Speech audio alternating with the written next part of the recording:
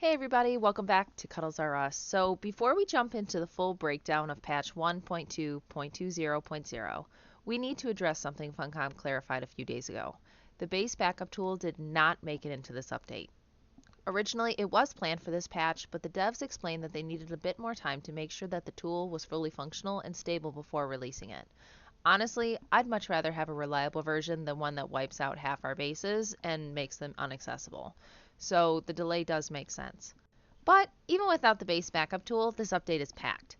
We've got a brand new radio station, major vehicle and ornithopter improvements, deep desert cleanup, UI upgrades, stability boosts, and one of the largest batch of bug fixes we've seen in a while. So let's go ahead and dive into everything coming with patch 1.2.20.0. If you guys like my music, I do have a new song at the end for you guys. Let's go ahead and jump on in. So I want to start off by going over the major highlights that really make up the main portion of this patch. So first up, music lovers, this one's for you. A brand new radio station called the Spice Wars Symphonics has been added to the Community. It brings the Dune Spice Wars soundtrack straight into Dune Awakening, and you'll also hear some of its tracks now playing between segments on Atreides radio. Next, ornithopter pilots, you can rejoice. Transport and carrier ornithopters can now travel between maps while carrying a vehicle. This is a massive quality of life boost for anyone moving gear around the world. Also, Deep Desert got a long-awaited fix. Testing stations in the north are now properly PvP, and in the south, they are now correctly PvE. And all checkpoints, including shipwrecks, are officially disabled in the Deep Desert to match the intended design. Have you ever experienced griefing with ornithopter collisions? Significantly now it is reduced. Thopters taking off are no longer slowed down by others hovering above them. And a huge quality of life improvement is the fact that players can no longer body block NPC interactions. So there's going to be no more getting stuck behind someone trying to troll the quartermaster. So that overall is the highlights for this patch. Now I'm going to drop into some of the more detailed things. There was only one thing in combat that got one major change, and that was the fact that enemy health in DBNO has been increased from 10% to 30%, which will make finishing blows feel more meaningful and give encounters just a little more tension. Now this patch is really big for vehicle reliability.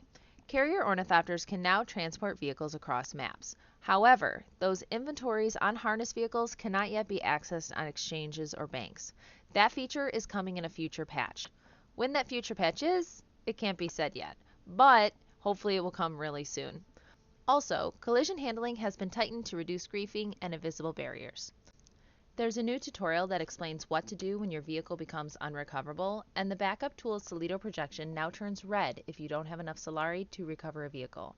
There were a few vehicle fixes also included, which includes the durability exploit being removed completely, as well as the buggy mining turret no longer remaining active after exiting, and mining notifications now displaying the correct resource count. There was also the Thopter harness issue that was fixed, the Coriolis wiped vehicles now correctly clearing inventory, and pentashields no longer are going to be able to push vehicles incorrectly. Now let's go ahead and move on to the world building and exploration section. So there was a lot of polish in here. Spice fields and flower sand fields can no longer overlap. Also, sandworms breach slightly further away, reducing accidental vehicle destruction. Autorun now behaves consistently whether on foot or in a vehicle, and flares stop endlessly respawning. There's also the fact that the resource scanner markers are more accurate, and the fact that the climbing routes have been improved around Vermilius Gap. Players will no longer get stuck in Testing Station 71's boss room, and invisible NPCs after the Duration Faithful storyline are no more. So exploring Arrakis is noticeably smoother moving forward. This update also cleans up a ton of progression and contract issues.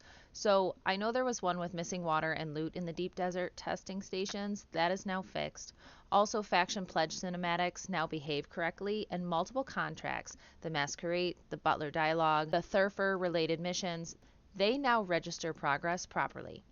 Also, upgraded Regis Spice container now completes in the intended step, and characters appearing at the wrong times or in the wrong places has also been corrected. So for anyone running contracts or storylines, this patch is a huge quality of life boost. Now, UI improvements were all over in this update. So just some new additions is the fact that the main menu now has a news feed and the HUD alerts when trying to heal at full HP. Also, fuel cell icons were updated, scrolling added to the Communant radio stations, and updated research and skills tutorial graphics. There was also, for those of you who play with controllers, there was some quality of life added. The ready in player-to-player trading now requires holding X, and Solari transfer is now on the right thumbstick. Also for controllers, menus now behave more consistency while hovering or opening chat.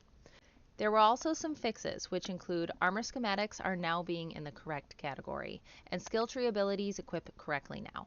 Also, containers with no volume limit display on the right UI, and Toledo projection and crosshair alignment is now fixed.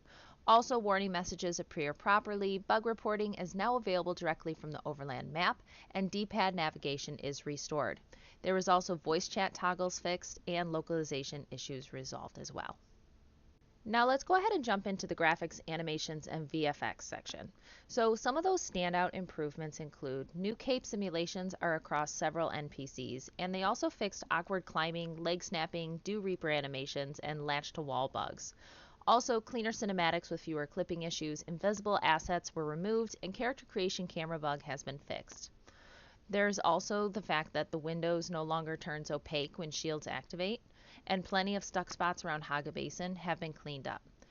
Now, moving into our audio section, along with a new radio station, there's more Spice Wars tracks added to the Atreides radio, and building replace mode sound effects have been added. Also, dialogue overlaps have been fixed, debris sound spam reduced, and improved guard audio cues in Arrakeen archives.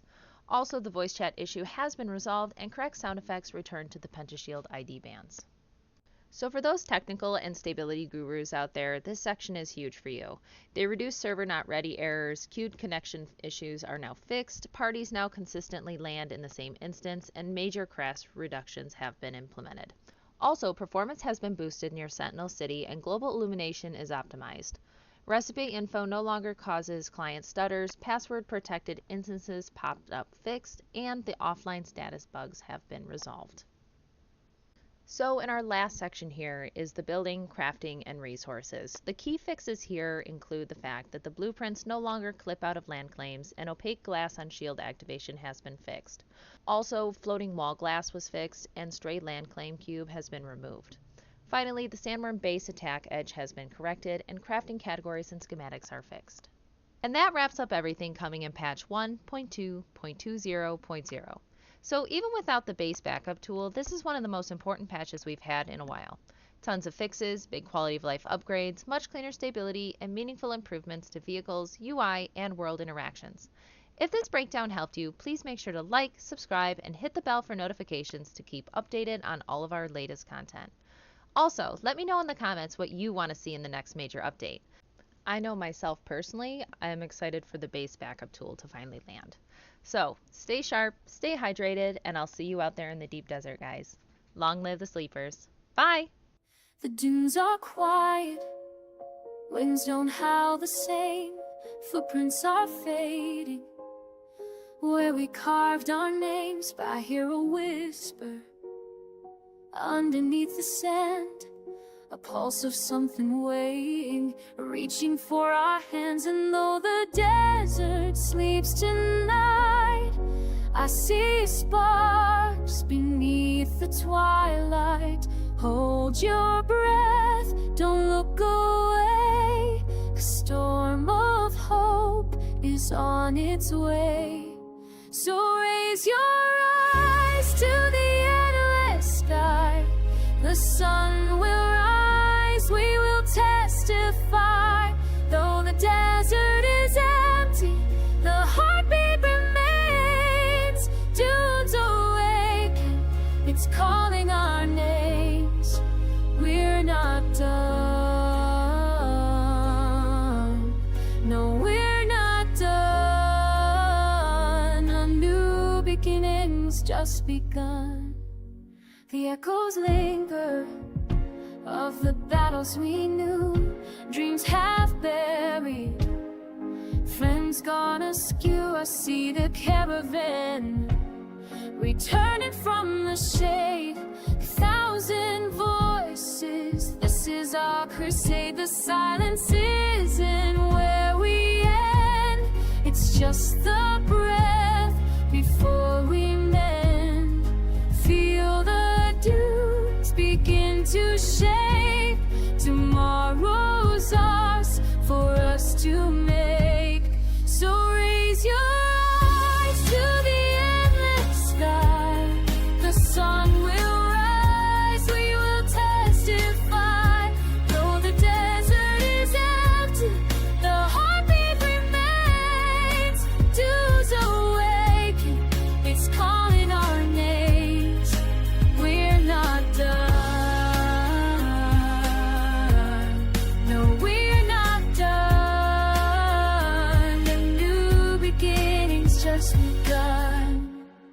There's fire buried in the dust. There's strength in every one of us. A second dawn is breaking through. The sands wait for me and you. So raise your eyes, let the whole world see. There's a future here. You and me. Though the desert is empty, the promise remains. Dunes awake, it's burning again. We're not done. No, we're not done. This rising sun has just begun.